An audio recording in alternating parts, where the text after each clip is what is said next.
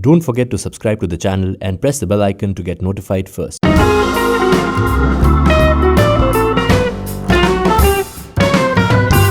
Hello everybody, this is Saif and you're watching Life Hai Video. We are back with another episode of this amazing show that we are doing with all your favorite YouTubers. There are content creators who make you laugh, and then there are content creators like him who make your lives better. It's Ranveer Allahabadia from Beer Biceps. Hey, what's up? How's it going? What's up, man? How are you doing? All good, all good. Thank you for having me on the show. It was very difficult to actually get you on the show. We'll be talking something about YouTube, something about creating content, and a lot about fitness in India. So quickly tell me, how did it all start for you? I mean, this entire fitness regime that you're starting on. Initially, it was just to get into shape. This was back in engineering college, and I also wasn't enjoying engineering much. So I got deeper and deeper into fitness. So after engineering college, I got so deep into fitness that I tried launching a fitness related startup. And that led me then to social media. And YouTube just happened by chance. I thought, okay, I'll market my fitness startup on YouTube. But then I really started enjoying YouTube. So I was like, chalo, yehi karte hain. Initially, we used to be a cooking channel. But I've never seen any of your cooking videos. Because we don't make it anymore. But I was like deep into cooking. So. But did you upload them initially? Yeah. We were just a cooking and fitness channel. So if there were 2 videos a week, one video would be like a recipe, one video would be a fitness related video. And all those cooking videos are now private, I think. No, they're up, but people don't watch them. That's a different thing. Yeah. And don't go watch them, because you should now definitely go watch that. Your parents are doctors, right? Your father is a doctor, your mother is a doctor. My grandparents are also doctors. They were also doctors. Yeah. And you happen to get into engineering. Yeah. Why were you so ambitious? So, I don't like the sight of blood. So when I was 16, my parents had told me ki, tu bhi medicine kar le and all, but I was like, nahi hoga. Went into engineering, and then I switched and became a YouTuber, so that was an even bigger shock for them. But they were supportive. They told me, take 1 year or 2 years, do what you want. If you can do something, then good. Your videos basically are not some pointers that you're just reading out to people. It's a lot about how one would feel about themselves, if they are feeling that they're not fit, or if they're fat, if they need to get better with studies and everything. Tell me, the seed of this could have been back in the days with you, and did you have some sort of inferiority complex in yourself? Maybe that's the reason why you actually wanted to come out of it, and that's the reason why you're better at it today. Yeah. So through engineering college, I always had like a bit of an inferiority complex, lacked self-belief and all that.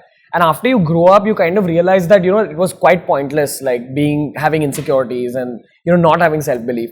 So that's why I do what I do, because I feel like a lot of kids are in that position today where for no reason they'll feel insecure or they won't believe in themselves.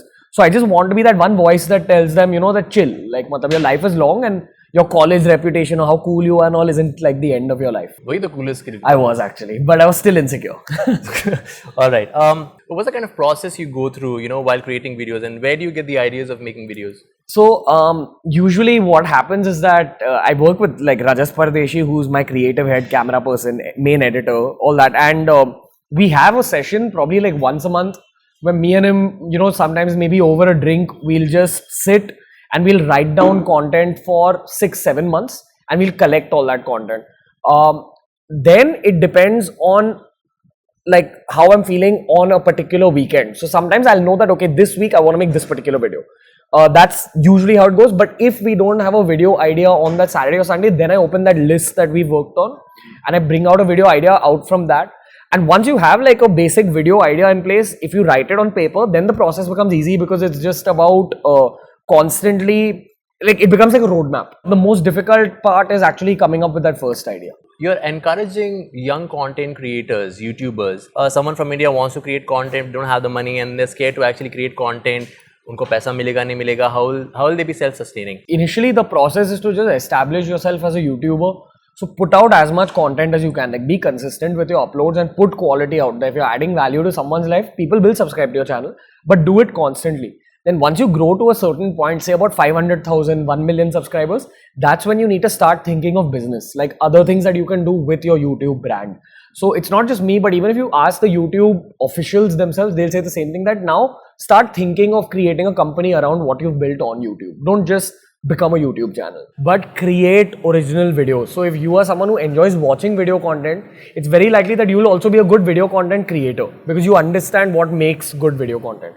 So put yourself in your videos, be consistent with your content, and a lot of people say, yaar, abhi, YouTube ka time chala gaya, channel banane ka time chala gaya. I feel like this is the best time to actually start a YouTube channel, because even I feel my generation, Prajakta, myself, Nick, Nikhil, we were a little bit early, but the actual wave has come now. So this is the time to be making YouTube videos. No, but even I was of the opinion that it's slightly late. I mean, it's not the end of it all. It's slightly late because people are already in the game. This is the best time to make videos. This is also the best time to make money. So we had to wait till 100,000 or 150,000 subs for a brand deal. You can start doing brand deals now at like 20,000, 30,000 subs, which is like it's a very good business model for anyone. But doing YouTube is a very difficult job. So you know that, like, it takes a lot of effort to just create this interview. But people don't understand that. Once they enter YouTube video creation, they realize, "Arey, bahut kaam hai," and then they leave. But if you can stick to it and if you can continuously make videos, this is the best time to start YouTube. The way I see you as someone who streamlined YouTube business for creators, or as a creator. All right. So that is why it's relevant for me to actually ask you this. In one video you said, I think it was with Rob, where you said that fashion content creators are the ones who are making more money on YouTube. All right. And there are times, when you said in a video that people in comedy and tech category of creating videos are making more. So what is it like? I mean, does it fluctuate? Or so see, there's two main ways in which YouTubers make money. One is the YouTube revenue you get. In the YouTube revenue, there's something called CPM, which is basically a rating that's put on your subject. So my subject is fashion, your subject will be comedy. Your CPM will be higher because a comedy CPM is higher. So the money you will get per view will be more than me. Okay, that way a comedy YouTuber makes more money, and obviously comedy gets many more views. But it's not easy for a comedy YouTuber to do a brand deal. It's very easy for a fashion YouTuber to do a brand deal. So a brand deal is very big money. Now, if I feature a product in my video, if I'm making a video on t-shirts and I say that this particular company makes good t-shirts, it's a very valid thing. Even the audience enjoys it. But if a comedy YouTuber talks about that same t-shirt brand, it's a little bit weird because it's like, why are you talking about a t-shirt? You should be making me laugh. So it becomes a little difficult for comedy YouTubers to incorporate brands. That way, it's easy for a fashion YouTuber to incorporate brands. So what I'll say is that in social media, it's easier for fashion and fitness people to make easy money because you can do a lot more. You can do a lot more brand deals which are ethical. But for a comedy YouTuber, it may not be as easy. At the same time, it all balances out in the end because a comedy YouTuber gets more views, they get more money for the YouTube views. But I'm sure it must not be as much as, the money that you get from brand deals. I just feel like the main game with YouTubers, you be consistent with your content, you put out a lot of content and money will take care of itself. And be focused on growth as well. Like, you have to keep growing. I feel like you should treat your YouTube channel like a startup. And the only way to tell if a startup is growing is that you need to see where you are. And if you've grown in the last 6 months or the last 1 year, if you know that you've grown, then you're fine. Also, how much does your Instagram profile, your Twitter presence, your Facebook page help in you creating content? I mean, what are the kind of benefits that you have along that comes with it? So I feel any YouTuber should run at least one other platform. And at the same time, it becomes difficult for you to run more than two. So you're doing YouTube and you should have one more. So I have YouTube and Instagram. But it becomes a little difficult to balance more than that. Like, you can't balance out Facebook and Twitter as well. So it helps your YouTube channel grow and it's very good for your money also. Like, Instagram is fantastic for money. Brands actually want to work on Instagram even more than YouTube sometimes. So when was it that you first got your brand deal, let's say? I mean, after how much time of creating content on YouTube? Probably after maybe we had hit 100,000, 150,000 subscribers where I got a significant brand deal. So a lot of brands, they want to do a barter system with you where they'll send you the products for free and they expect you to just feature it in your content. But I feel like a lot of bloggers shouldn't do that because then you're undervaluing your own blog. So it's something we stayed away from and it's something that paid off now. Your first excitement with the kind of first brand deal that you got, what was it like for you? So the first one was it felt like a big relief because brand deals were a new concept at that point. This is about a couple of years back. And just as YouTube career and all is very new for India.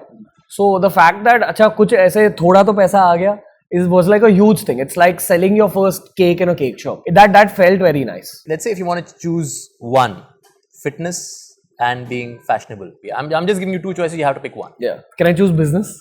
Oh my God. How is it different for a creator to actually create content for YouTube as opposed to Facebook? So Facebook, usually people's audience retention time is a little lower.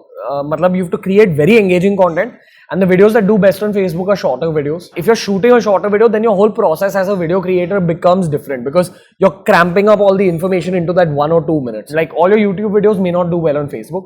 At the same time, there may be a very relevant topics like something like pimples or something like, some very common diet related topic that will do very well on Facebook. How is language different in India in terms of creating content? I mean, right now you've started making videos in Hindi. Name of the channel is Ranveer Allahabadia, which I firmly believe should be Daru or Dole. I feel the full approach changes when you are making regional content.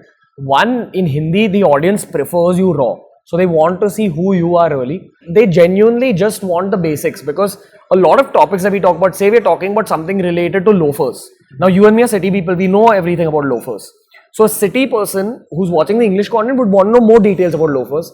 But a Hindi audience person would want to know the basics about loafers. Like, okay, what colors should I get? What is a loafer? For a city person, you're selling synthol.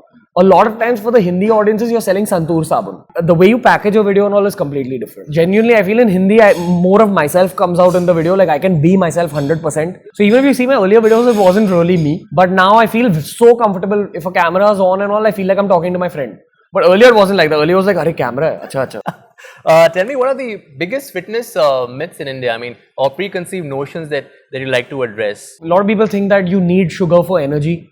So, especially our older generation, our parents' generation and all, they've been brought up eating a lot of sugar. So, if you try telling them that, your body really doesn't need the sugar, they kind of struggle to make peace with that. So, I still have, if I go to my nani's house or something, I tell her, don't eat sugar, it's not good for you. She'll argue with me about how, you need energy for your body and you get that through sugar, which is not true, which is probably the only very relevant fitness myth. Did you convince her? No. A lot of my fitness content now is being discovered by people's parents. So suddenly I've got 45-year-olds, 50-year-olds who are watching my content because they themselves have discovered YouTube now in their life. So now they've discovered my videos and all. Though they've been there for 3 years. One setback for you while you were creating content on YouTube, and probably a moment where you said, just let it go, this is not meant for me, let me just go back. Fortunately, nothing with YouTube. The thing is, once you start doing YouTube and you start growing, people start noticing. So we had a TV producer approach us for creating a show, and that time was a cooking channel. So I was very into food. That early? Yeah, this was at 60,000, 70,000 subs. So he approached us and he made us write a food show. So Rajas Pardeshi and myself. And actually writing isn't our job. We are creators. We record and host. But he made us write. So we spent 6 months writing. Then he also we realized over time that he's taking advantage of us. But we still did it because we were innocent. We were naive kids. And finally that particular producer, he stole the script and shelled us off the show and tried getting someone else. Now his production house is shut. So karma bites you in the ass. We had spent 6 months of our life on the show, just 2 people, Rajas Pardeshi and myself. We had done a lot of sacrifices. In fact, the producer had asked us to stop putting out videos on YouTube. So there was a phase where we were contemplating putting out only 1 instead of at that time we were doing 3 videos on YouTube a week. But we were thinking of cutting down to 1. So you end up meeting people like this. You realize that, okay, the world isn't as nice as you are as a person. One of your fans has actually said that you would want to get a Lamborghini by the time you were 35 or something. Did you ever say that? Yeah. Where? I don't remember where I said that, but that is also one goal. Alright. Yeah. Another goal is that I get a Lamborghini after 2 or 3 of my core team members have their own Lamborghinis. So then I'll get mine. And also, thankfully by then we'll have good Mumbai roads, maybe. I probably won't be in Mumbai that time. Yeah. Alright, so guys, we know his plans. We know what he's going to be up to. How is the conversation with Sadhguru? You recently interviewed him. Amazing, life-changing. But you did idolize him much before you had the interview with him. So I was going through depression in engineering college, and you get into bad company, you end up over drinking or partying too much and all that. Well, engineer, bro. But you get into bad company, and I feel like Sadhguru was one of the anchors of my life in engineering college. And even when I started YouTube and when YouTube started growing, I realized that wow, it's opening so many doors. So I hope that one day this door to Sadhguru gets opened, and this opportunity also samne se aa gayi. So I was just like, wow, what a life. This is also the most peace I've ever had in my life, because I've got tunnel vision right now with my work, and I know that whatever I'm doing on YouTube, it's something larger than myself. If I'm helping someone come out of depression, or if I'm helping someone, people write to me about wanting to kill themselves, and if I'm able to talk to them out of that. That has happened? Yeah, a lot of times. Okay, Ranveer, we are almost at the end of it. Okay. But before that, I have 2 more questions. we'll let you go. Okay, who according to you, Ranveer, is the most stylish person in India or elsewhere? Like who you think is, oh my god, the stylish one? Akshay Kumar. You're the most stylish one. Yeah, easily. What do He you like? really knows his dressing sense. He has a very good choice in shoes. He never dresses over the top. His physique and his face and all, he can pull off almost any piece of dressing. And even if you pay very close attention to how he wears his suits, I feel for a man, that's the way of like determining how stylish he is. The way they wear their suits, like the color combinations, the way they choose their tie. That way, keeping that in mind, he's better than like all the other actors out there. Even Shah Rukh Khan is very stylish, but Akshay Kumar is on another level, and a lot of people don't seem to notice that for some reason. You know, if you just study Akshay Kumar's dressing, even if you just Google images of him, you can pick up so much about how he dresses and what correct men's dressing is. What is the reason why Indian football team has not been able to, you know, get to that level, that prime level, or that level, you know, where they actually make a mark? So I've been following Indian football closely, and one thing I genuinely believe is that within 10 years, we will see very big stars coming out of this country, because I feel the environment for Indian football has changed recently, where Reliance is actually doing a lot of work at the grassroots level. So they are making sure that, you know, even Indian football talent gets the best kind of coaching, which wasn't there when you and me were growing up probably. Like our generation may not have got like the best facilities, but the next generation is going to get the best facilities. And combined with the fact that India is getting more fitness conscious, so you need a certain level of stamina, a certain level of strength, speed, things like that, which will come through correct dieting, correct weight training, correct facilities, and Indians only have access to that now. So in 10 years, we'll see the fruit of that. We might just have that. Given an opportunity or a chance for you to actually be a sports person, which sports would you choose? So cricket is actually my first love. Like I followed football very closely, and someone I idolize is Virat Kohli. So maybe, you know, if I ever get a chance in some lifetime to become like a cricketer. Okay, so what you're going to do is that we're going to play your first video and we just see what your reaction is like. Have you ever done that before? Yeah, unfortunately. You have? Yeah. Just be honest with it, okay? Yeah. Hey guys, my name's Ranveer Allahabadia. I'm 22 years old. I've been gymming for 3 years.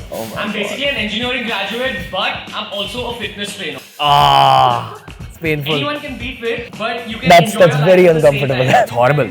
I'm just desperate for subscribers at this point. I used to stand outside gyms in Bandra and tell people to subscribe. Like whoever walked around, I was like, hey, want to learn about fitness? Subscribe to my YouTube channel. And this was me being like rebellious and like, you know, just saying that nahi, main kuch to karunga, YouTube karunga. But yeah, you start small, yeah. And you start very nervous. Slowly then with time, as I saw growth, I was like, validation aa gayi. I think because you're very transparent in what you do, Maybe. in what you create, and I think you have that love for your audience, and that just communicates to it. I've seen your videos and I think that you're very true to that. Thank you, bro. Thank you so much for talking to us. It was lovely talking to you, dude. It's the most fun interview I've done. Thank you so much, man. Please like this video, share the video, and subscribe to the channel. See you in the next video with another amazing YouTuber. Bye-bye. See you guys.